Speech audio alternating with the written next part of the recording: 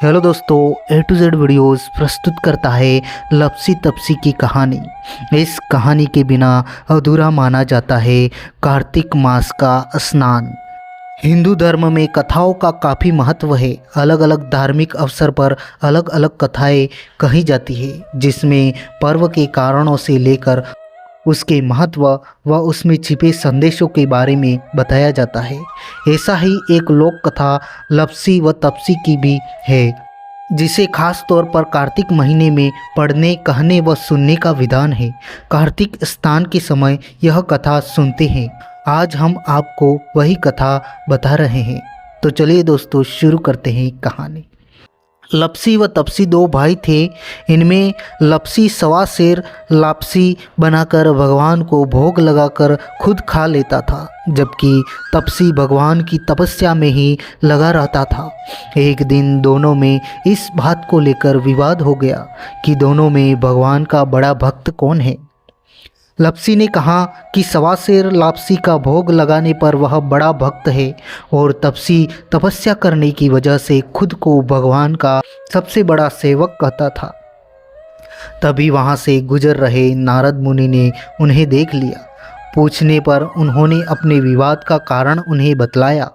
तब नारद जी ने कहा कि इसका फैसला तो वह खुद कर देंगे। अगले दिन जब लप्सी और तप्सी अपनी अपनी भक्ति में लग गए, तो नारद जी ने चुपके से सोने की दो भारी अंगूठी दोनों के आगे रख दी। जब लप्सी की नज़र उस पर पड़ी तो उसने अंगूठी पर कोई ध्यान नहीं दिया, लेकिन तप्सी ने तपस्या करते हुए चुपचाप उसे घुटनों के नीचे दबा लिया। उसके बाद जब नारद मुनि फिर वहाँ आए तो दोनों फिर कौन बड़े का सवाल दोहरा दिया, जिसे सुन नारद जी ने तप्सी को खड़ा होने के लिए कहा। खड़े होते ही तप्सी के नीचे दबी हुई अंगूठी नीचे गिर गई, जिसके बाद नारद जी ने तप्सी से कहा कि तपस्या करने पर भी तुम्हारे मन में चोरी का भाव है, जबकि भगवान को भोग लगाकर खुद ही जीमने वाले लप्सी में ये भावना नहीं है। इसलिए दोनों में लप्सी बड़ा है। ये सुन तप्सी शर्मिंदा होकर नारद जी के चरणों में गिर पड़ा और अपनी तपस्या का फल मिलने का उपाय पूछने लगा।